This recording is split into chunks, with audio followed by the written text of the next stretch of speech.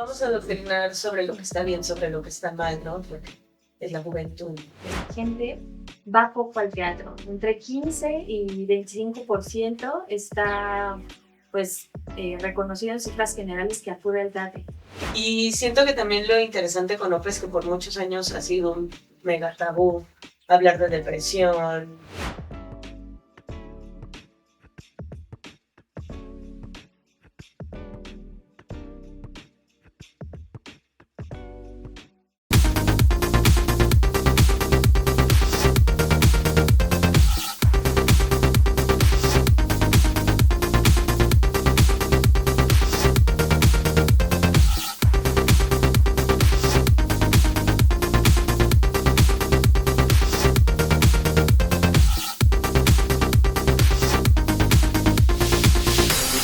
GPX, transformación con propósito. ¿Qué tal, amigos? Bienvenidos a GPX, tu transformación con propósito. Un espacio de encuentro generacional donde queremos explorar temas de que vale la pena profundizar para conectarnos con otras generaciones. Yo soy su amiga Maribel y me acompaña. Hola, yo soy Dori. El día de hoy vamos a hablar de la vocación teatral desde la mirada de una artista de la generación millennial que tiene muchas cosas que contarnos. ¿Qué historias debe contar el teatro actualmente?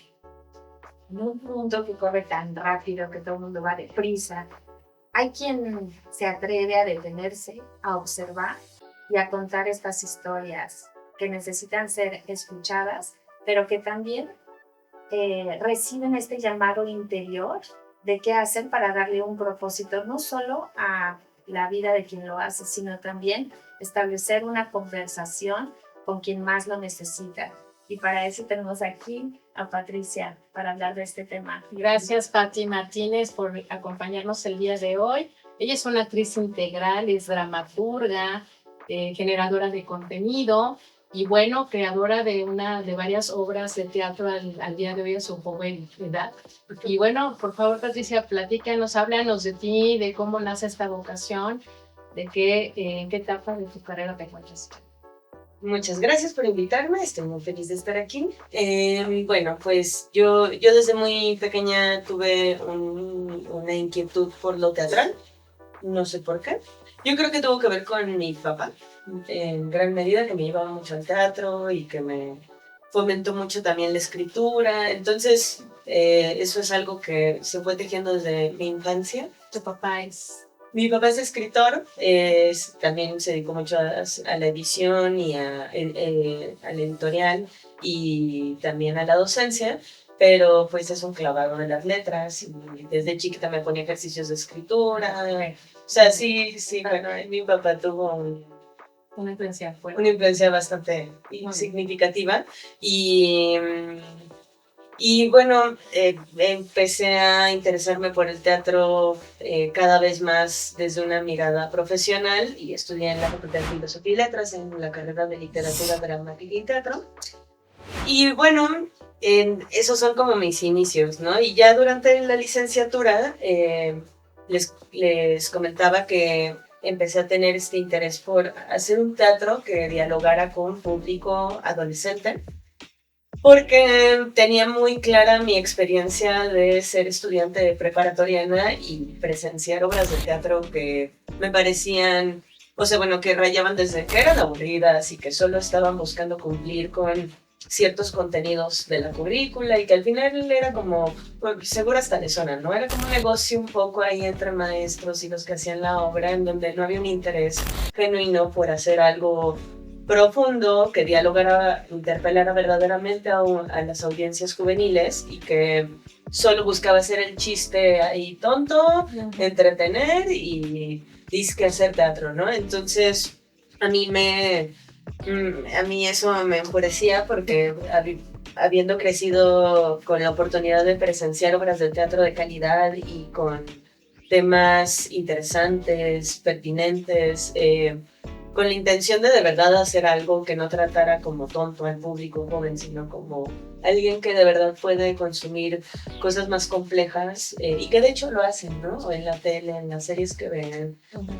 O sea, si nos ponemos a analizar todo lo que consumen las audiencias juveniles, que seguro aparte a estas alturas ya es una cosa como inconmensurable, ¿no? Con todas las redes, pero consumen contenido complejo, ¿no? Que apela a su inteligencia. Entonces, desde ahí fue esa inquietud de cómo armar un teatro que de verdad haga un diálogo genuino con estas audiencias. Y ahí empezó esa inquietud mía, que poco a poco fue hallando un camino en una de las obras que he dicho que más bien le ha ido, que se llama OPA, obra ganadora del Premio Bellas Artes de Teatro para Niños, Niñas y Jóvenes. Ese reconocimiento que recibí después de varios años de haber dicho quiero hacer teatro para jóvenes, pues fue un reconocimiento que me dio como bastante calma de ok, sí estamos logrando avanzar por donde me interesaba cuando tuve esta primera inquietud. Y aunque no hago solo teatro para jóvenes, de hecho ya estoy como despegando hacia otras cosas que yo no calificaría como, no le pondría la etiqueta de teatro para jóvenes porque ya se están complejizando hacia otros lugares. Pero bueno, esto fue un punto de partida importante en mi carrera profesional y que no solo fue escribir esta obra y montarla y dirigirla, y, o sea, armar el equipo para presentarla, también ha sido una chamba de producción que evidentemente no hago sola, que tengo un gran equipo desde el elenco hasta la producción donde me acompaña Ana Galán y entre todos andamos moviendo la obra como podemos. Pero bueno, ya me fui por Antes de hablar, si te iba a interrumpir, porque antes de hablar como ya en tal de la producción y los digamos, los elementos que utilizan en tus producciones, me detengo en la parte de las historias, que se ve que tienen una carga emocional y reflexiva muy fuerte. ¿Desde qué aspecto describes tú? ¿Desde tu herida, la observación, o a lo mejor desde la esperanza? ¿Desde dónde escribe Patti tus obras? Pues esa pregunta es súper bonita, o sea, como que creo que escribo mucho desde la herida, pero también no sé por qué, y ya cuando hablemos de otros proyectos supongo que irá saliendo, pero no sé por qué tengo una como atracción a temas fuertes, temas luego hasta tabú.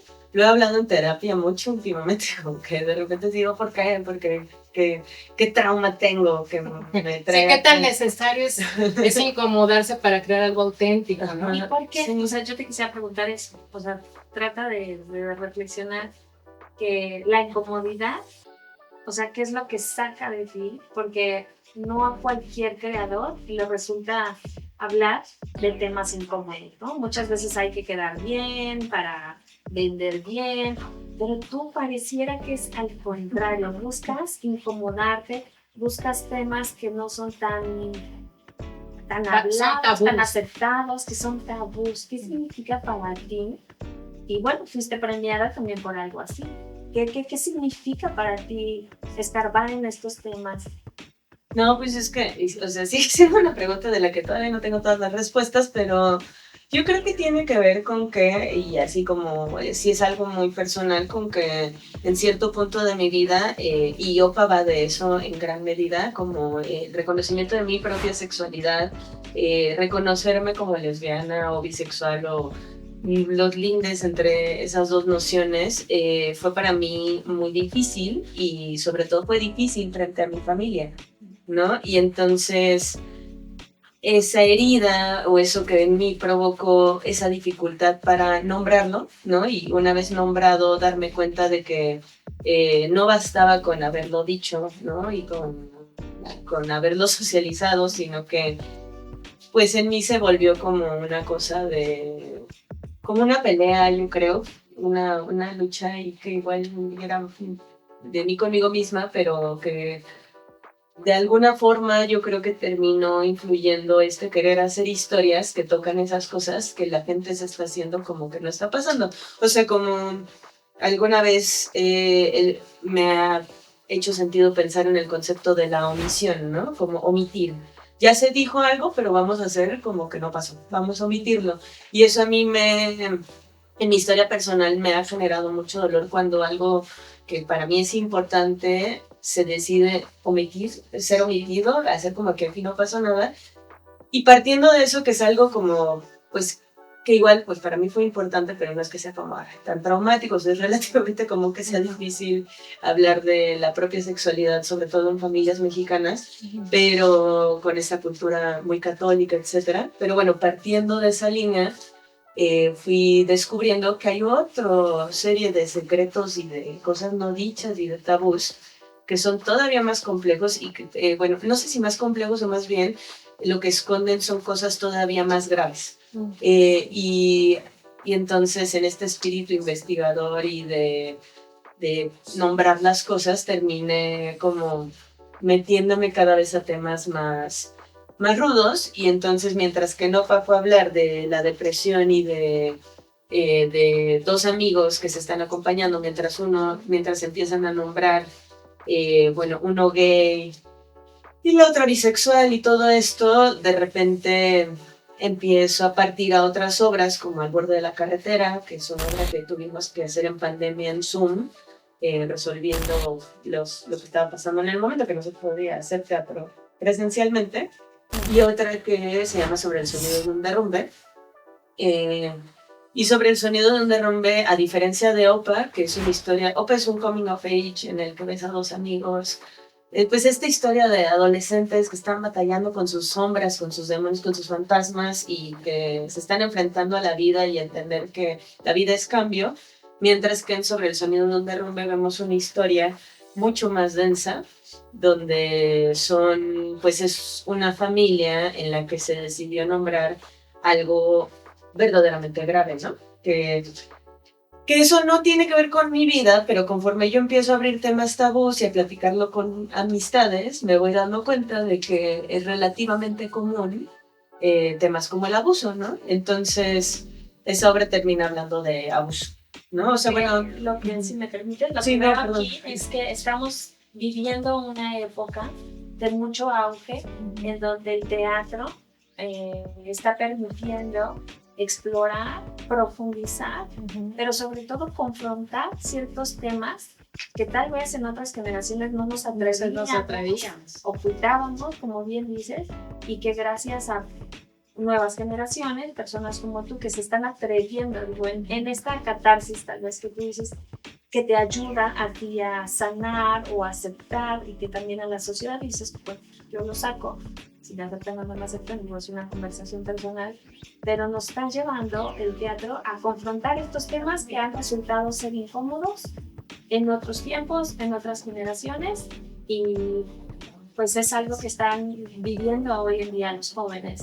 Así es, pues bueno, como bien lo dices, en ese sentido de que no es tanto para entretener, sino para tocar estos temas, en eso se está volviendo el teatro, en espacios más experimentales, alternativos, colectivos más jóvenes, ¿verdad? Haciendo teatro.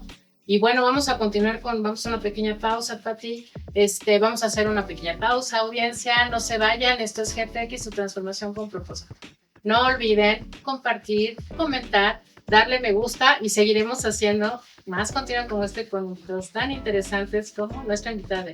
Volvemos en un instante con más inspiración y herramientas para tu transformación.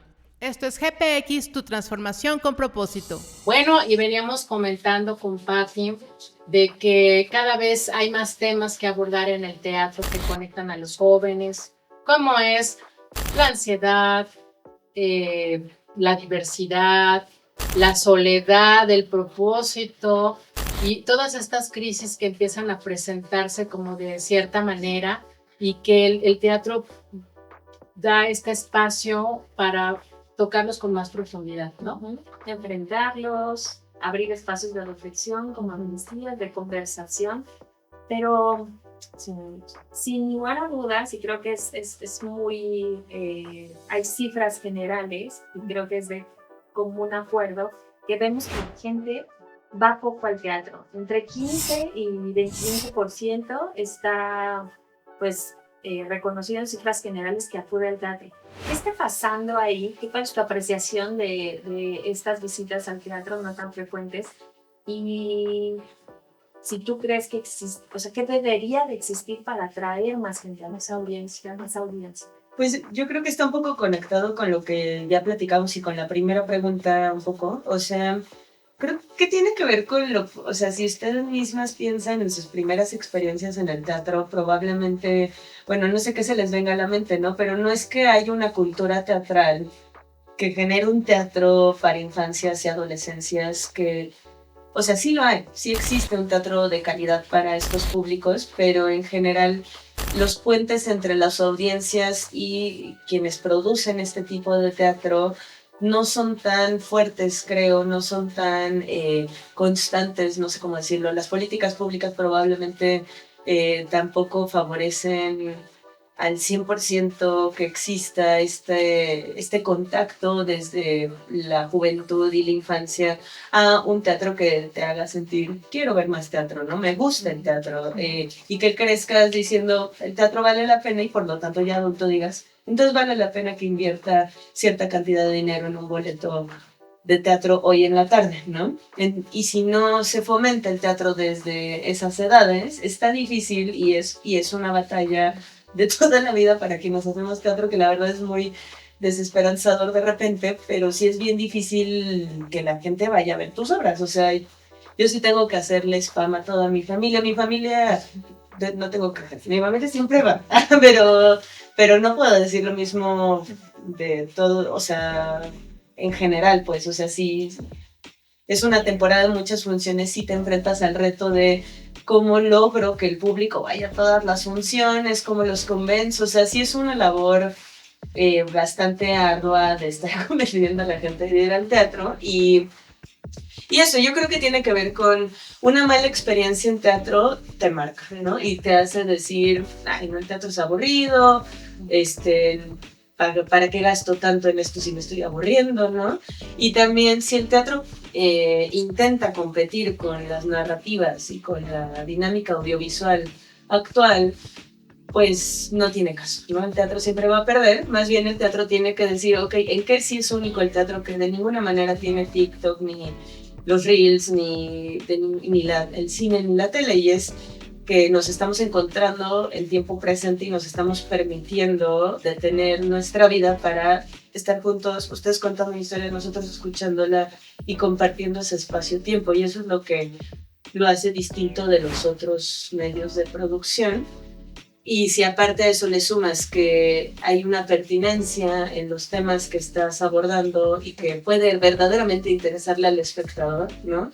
O sea, ver una historia así, pues entonces se vuelve más potente y más. ¿Crees que, digo, entonces que el teatro, si las audiencias acudieran y le pudieran empezar el gusto, si tiene un poder transformador para las personas? Pues sí, o sea, sí. Yo en mi experiencia yendo al teatro desde joven he visto varias obras que me han movido y que salgo de la obra diciendo, qué hermoso esto. O sea, yo salí de una buena obra una vez y dije, quiero estudiar teatro, ¿no? Entonces sí, el teatro tiene ese poder pues sí, o sea, es un ritual al final de cuentas y si sales transformada de ese ritual, pues entonces... Es como tu regalo, tu enriquecimiento. ¿Y ahí qué tanta responsabilidad como dramaturga tú consideras o si tienes? Y si tocas base o tocas algún acompañamiento partiendo de estos temas de la salud, si tocas temas tocas base con algún especialista o con algún médico de la salud, considerando que vas a hablar, que va a ser un punto de encuentro de estos temas, ¿no? Digo, sé que no vas a lecturar, pero sé que se tiene que tratar con cierta sensibilidad. Pues sí, o sea, más bien como que lo podría hacer más, pero lo que yo he hecho en mis procesos de entrada, yo siempre me estoy acompañando con mi propio especialista de la salud mental, o sea, sí, todas estas obras las he escrito mientras voy a terapia de manera constante y desmenuzo estos temas. Entonces ese es como un primer punto, ¿no? Yo en mi labor solitaria de escritura de dramaturgia voy haciendo base con especialistas para acompañar mi propio proceso, porque escribir cosas densas también es algo que confronta mucho personalmente, ¿no? Entonces, pero bueno, por ejemplo, en el caso de OPA, Lo que sí hice fue buscar leer sobre depresión, leer sobre crónicas, sobre suicidios,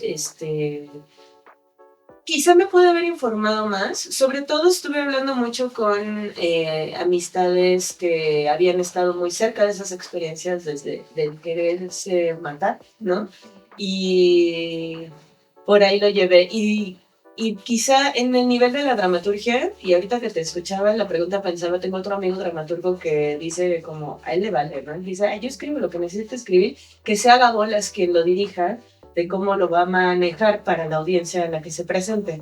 Esa es su postura. Y yo creo que, bueno, hay algo ahí que sí tiene sentido, ¿no? Responsabilidad, además. O sea, yo acompaño mi proceso, me acompaño a mí misma escribiéndolo con los especialistas que puedo o hago base con lo que me ayude a mantener una cierta estabilidad mental y cuidarme, ¿no? Creo que es importante al escribir generar un proceso que también te esté cuidando a ti.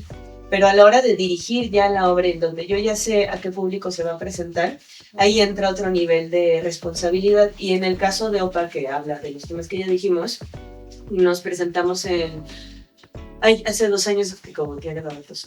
Bueno, hace 2 años nos presentamos en telesecundarias y pues sí, era en la Sierra Norte del Pueblo. Entonces era llegar de la nada con público que probablemente no había visto mucho o nada de teatro, con una obra que toca de entrada, de golpe, vamos a hablar de diversidad sexual, depresión y suicidio, ¿no? Así, de la nada. Sobre todo que esos temas seguramente a esas edades, cuando todavía se está, el cerebro está en este desarrollo de madurez, De asimilar. o sea, es muy delicado, ¿no? Porque está viviendo estas problemáticas, muchos de ellos, abres un punto de conversación y creo que sí son temas que repercuten inmediatamente en tal vez en decisiones inmediatas que vayan a tomar esa misma tarde, ¿no? Perdón, déjame complementar. Me gusta lo que comentas de que tú dramaturga frente a una responsabilidad social, ¿no? Sí, o sea, es que totalmente, o sea, como es tan delicado llegar de la nada y no sabes, no puedes controlar. Bueno, también hay que partir de que no puedes controlar del todo cómo el público recibe la experiencia. No puedes hacer un esfuerzo por tejer redes si algo se mueve y demás, ¿no? Pero hay un punto en el que ya no puedes llegar a hacerte más cargo de cosas, ¿no? Y eso también creo que es importante reconocerlo. O sea, yo me hago responsable en tanto cómo estructuro los temas, cómo leo el final. O sea, si el final de OPA, por ejemplo, intenta dejar una mirada esperanzadora sobre la vida.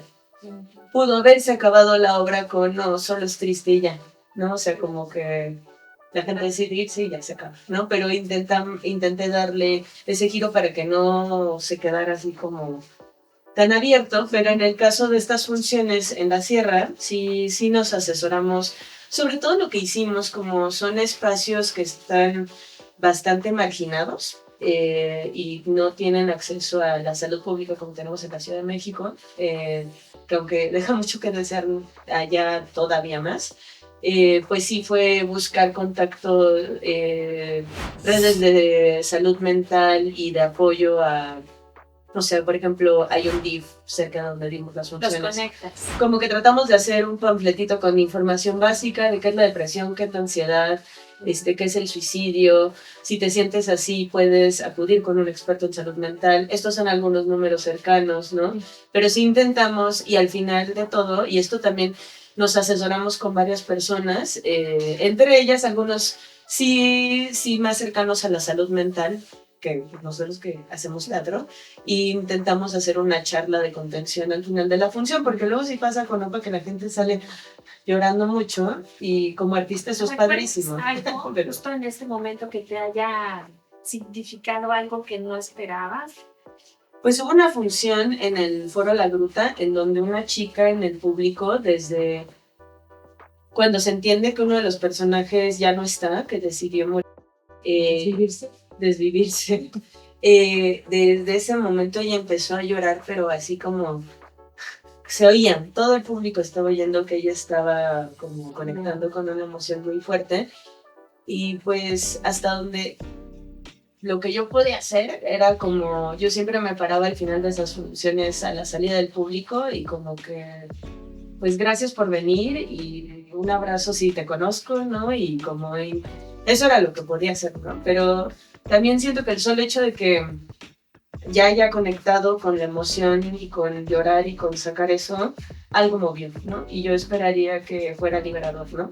Pero pues al final no me quedó del todo claro. Y en la sierra, pues sí hubo una escuela en la que el público conectó mucho con la obra. O sea, como que en general conectaban, pero les daba pena, ¿no? Y como también estaban los maestros ahí viendo que se portaran bien, pues sí era así como bien raro, pero sí veías luego en sus caritas que sí estaba moviéndoles los textos de la historia, las cosas. Ajá, sí había como una cosa ahí. Sí que sí, a mí sí me conmovió mucho y sí me impactó. María Mati, pues como nos lo platicas, se ve, entonces vemos cómo el teatro está cambiando su forma de producir, de conectar con la gente y se está volviendo más experimental, más relevante socialmente, ¿no? Y eso es un fenómeno interesante que esperemos se siga promoviendo de esta manera porque al final creo que sí es algo que se necesita, ¿no? Para esos temas que ha sido tabú en esta sociedad es importante aprender a desmenuzarlos, analizarlos y qué mejor que desde el punto de vista del arte, del teatro, ¿no? Y bueno, no sé, nuestra audiencia que piense, la verdad es que este tema está súper padrísimo, a nosotros en particular nos está llevando mucha reflexión, comenten y bueno, vamos a hacer otra pausa breve, regresamos en un momento más. No se olviden de darle like, de compartir y de suscribirse, es el mejor momento para hacerlo. Volvemos en un instante con más inspiración y herramientas para tu transformación. Esto es GPX, tu transformación con propósito. Bueno, pues continuamos con esta plática y vemos que muchas inquietudes de la sociedad se ven y se tocan de manera fragmentada a través de TikTok, Reels y todo, pero no con la profundidad que realmente se requiere como lo hace el teatro. Sí, y creo que también todo este ruido que existe en las redes, el teatro lo transforma, lo toma, pero lo convierte en un espacio de reflexión, ¿no? De reflexión intergeneracional, porque están los papás, están los jóvenes y están quien hace el teatro. Qué importante que lo veamos con este nuevo enfoque de lo que los jóvenes están haciendo hoy en día con un arte así. Y en ese sentido, Patti, que nos has llevado por toda esta perspectiva del teatro, ¿qué es lo que Patti ha tenido que soltar para impulsar su vocación? Pues al final el teatro sí es bien demandante, ¿no? Lo cual es bien triste porque casi nadie ve el teatro y uno aquí anda dándolo todo, pero pues sí, como que lo que perseguir cualquier sueño me imagino, ¿no? Como que tienes que empezar a privilegiar ciertas cosas sobre otras y luego no puedes ver a tanta gente como quisieras, ¿no? Entonces creo que esas son las cosas que ha sido un poco más rudo. Y pues también creo que, por ejemplo, ahorita he estado pensando mucho en cómo a veces enfocarme en la escritura, en generar historias, implica pues apostarle a cosas que quizá no inmediatamente voy a ver los frutos de ese trabajo, y hablando también en términos económicos, ¿no? O sea, como que siembras hoy para cosechar mañana. Sí, y luego tarda en llegar el tiempo de la cosecha, entonces ese momento en el que estás sembrando puede a veces ser un poco desmotivador, ¿no? Porque se siente como que, bueno, pero vale la pena lo que estoy haciendo si no me está redituando. ¿Se puede vivir en el teatro? Esa es una gran pregunta. Yo creo que, o sea, y eso es una pregunta que me hacían desde que dije, voy a estudiar teatro. Y yo, sí, debe haber alguna manera. O sea, y sí yo al final me he dedicado mucho a la docencia. Doy clases de teatro y eso ha sido un lugar pues que me ha dado cierta estabilidad. Y también cuando van pegando los proyectos van surgiendo cosas, pero sí es como de ser freelance, o sea, sí tienes que estar pescándole por distintos lados, ¿no? Como intentar no perder la esperanza y manifestar que sí se puede vivir de esto, pero sí Sí, estoy en mi momento menos esperanzador para contestar esa pregunta. O sea, sí se puede. Si me permites, ya, estos premios que has tenido, las obras que has puesto que han hecho ruido, ¿no?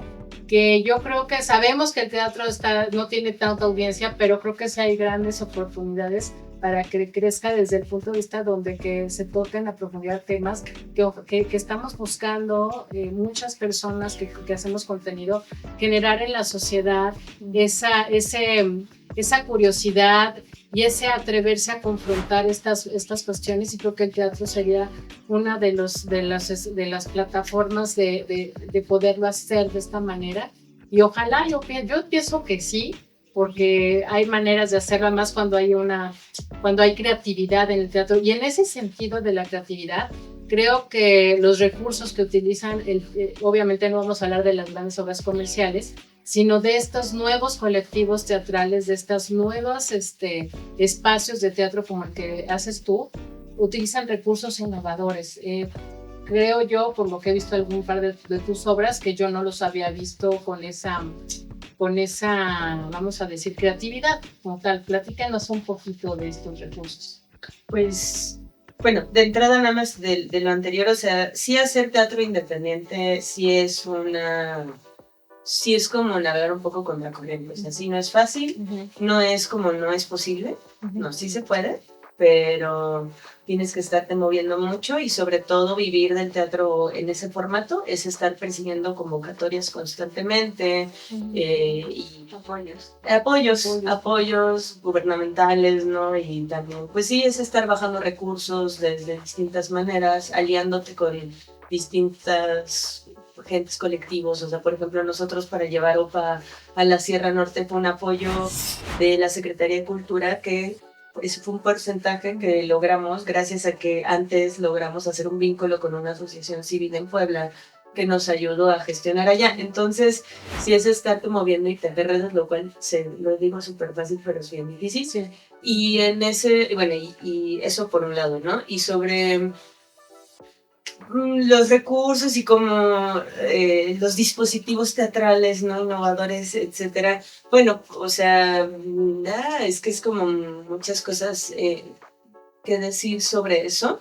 Yo ahorita estoy trabajando en un nuevo proyecto donde todavía quiero explorar más con distintos recursos que igual y ya se están explorando, o sea, que no estoy inventando para nada, o sea, que más bien estoy viendo que en Argentina hay bueno, ahora ya no está viviendo en Argentina, ya en realidad ya se fue a Europa, pero Lola Arias ha sido un referente para mí muy importante. Es una dramaturga argentina que hizo unas obras muy tremendas a partir de indagar en temas muy personales y ponerlos en escena y desmenuzarlos y desentrañarlos y también, bueno, en distintos niveles ha hecho esas cosas y pues aprendiendo lo que están haciendo en otras latitudes, aprendiendo lo que están haciendo pues los colegas de la escena mexicana actual, tratando de estar al día viendo mucho teatro, pues empiezas a entender por dónde va la exploración de nuevos lenguajes.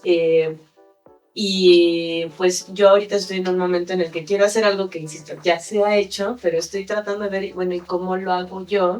Que en Argentina se le suele llamar, Vivi Tellas le puso el nombre de biodrama, pero bueno, hay muchas manifestaciones y sobre todo se ha dado mucho curiosamente en Latinoamérica, que es poner en escena cosas que tienen mucho que ver con la vida personal del intérprete, pero ahí el reto es como eso, que es muy personal, ese material de archivo, ¿no? Poner videos, etcétera, cosas, tiene que ver, puede ser universal, pues. Y entonces, pues estoy en una indagación ahí. Hace unos años murió mi abuela paterna y una cosa llevó a la otra y empecé a recibir bueno, más que recibir, pude tener acceso a su biblioteca, a ciertas cosas de ella. O sea, era una familia muy multitudinaria, entonces yo alcancé a rescatar para mí, ¿no? Ciertas cosas de ella, y eso en conjunto con el material que tenía mi papá, pues fui encontrando videos Super 8 de mi familia en los 70s, en los 60s, y eso justo de la mano con el querer indagar qué pasó con los silencios, qué cosas no se nombraba en la familia, qué onda con los tabús, y una cosa llevando a la otra, pues he ido tejiendo una obra que en un inicio pareció un ejercicio un poco morboso de quiero saber qué le pasó a tal tía y quiero saber qué le pasó a mi abuela y por qué no hablaba de esto mi abuela y bla, bla, bla, cuando pues ellas ya no están y entonces en ese sentido era como, pero bueno, ¿y a ti qué, no? Ajá, y es delicado. Pero pues ahora lo que estoy armando es, a partir de ese material, ¿eso qué tiene que ver conmigo, no? O sea, como, más bien esa es la pregunta, o sea, indago en estas cosas, pero yo que heredé de esta familia, que me es tan ajena, y que los veo en los videos y digo como, wow, o sea, como que aparte es muy chistoso porque todos siempre están sonriendo, todos muy felices, pero la familia está destrozada, no se llevan, no se habla nadie con nadie, o sea, como que y yo he crecido sin entender por qué, entonces en el que saber por qué empezar a armar algo. Entonces, ya hablando en términos escénicos, es una obra en la que va a haber material proyectado. Yo voy a estar en escena hablando con el material, pero también hay una cosa que quiero explorar de teatro de objetos, que también siempre me ha llamado mucho la atención. Entonces, pues ahí estamos haciendo, bueno, o sea, porque sí, aunque yo soy la dramaturga, un poco también la directora y la actriz, sí tengo un equipo con el que estoy trabajando, porque pues al final el teatro siempre es colectivo, aunque solo hay una persona ahí, ¿no? Entonces estamos desmenuzando cómo volver esta obra ahí algo potente, pero sí, esto sí va a ser distinto a otras cosas que he hecho. En términos dramatúrgicos no va a contar como tal una historia. Ser disruptivos, ¿no? Es importante. Sí. Muy interesante. Oye, pues considerando cómo somos y la gran cultura mexicana que tenemos, con sus aciertos, con sus errores, defectos y sobre todo aprendizajes, pues tienes muchísimo material. Creo que cada las familias tradicionales en México que tienen mil historias, pero siempre hay como este tema de drama, ¿no? Bueno, lo vemos desde esas películas que dices tú, o las novelas, ¿no? Las novelas, ¿no? O sea, sí, mucho de qué rascar.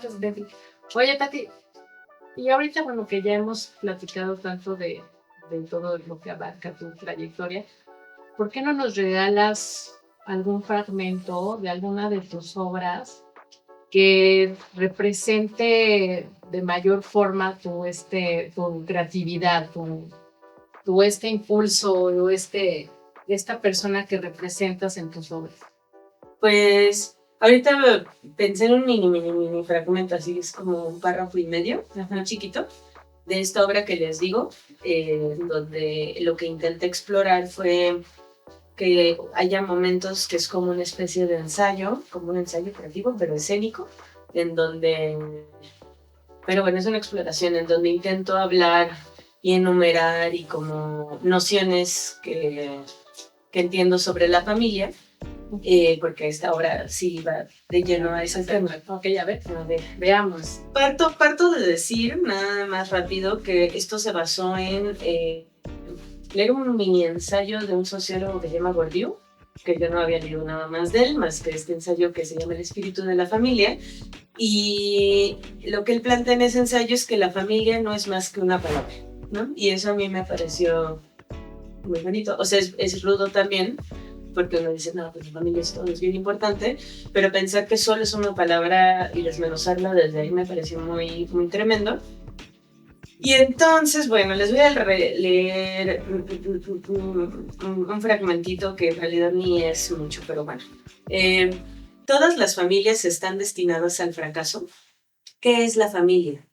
Intento, sistema, red, cárcel, refugio, referente, prioridad, amor, parentesco, odio, celo, construcción social, ficción, realidad, linaje, sangre, herencia, competencia, duelo de miradas, abrazo, bofetada, vida, sueño, muerte, carácter, envidia, poesía, herida, fantasma, sostén, responsabilidad, maraña de culpas, secreto, ruido, silencio, protección, colectivo fantasmagórico de guardianes y demonios heredados. ¿Qué se hereda de la familia? Tierras, propiedades, tesoros, un gesto, varios, cuentas pendientes, fantasmas. ¿Los fantasmas también se heredan? Sí. También los recuerdos, el bote de latón con las fotos viejas, la máquina de escribir, los aretes, la camisa y la corbata, la pipa, la forma de llorar en silencio, el tono de voz al contestar la llamada, el desgarro del grito, la patada en la puerta, el hacha en las manos, el cigarro entre los labios y el humo que emana suave, las ganas de matar. Y hasta ahí. ¡Ay, qué profundo, qué fuerte! Viendo tus objetos. No, o sea, empecé a decir, sí, claro, o sea, en las familias hay todo eso y más, digamos, ¿no? Oye, parece, Los híjole, acumuladores. muchísimas. Y los Bueno, y los acumuladores en la bueno, se acumulan. Hace rato lo platicábamos, ¿no? O sea, hay, digo, personalmente, guardas recuerdos y, digo, a veces vives ese recuerdo apegado a objetos, ¿no? A un objeto le das ese significado. Y si guardas la ropa o si guardas algo que usaba tu papá o tu mamá, unos lentes, una navaja, sus libros, y que muchas veces nos encontramos en esa decisión de ¿se van? ¿Los regalamos o los conservamos? Y el día que se rompe algo, como por ejemplo alguna ensaladera que era de tu mamá, La vajilla. y de pronto alguna visita llegó, y bueno, gracias porque eso de repente lograste desapegarte y no le guardaste rencor a la persona, pero son cosas que pasan, ¿no? Y las vas cargando durante años y qué significa cuando ya no están, pero todo esto que leíste en tu fragmento, digo, sí, todo eso heredamos, ¿no?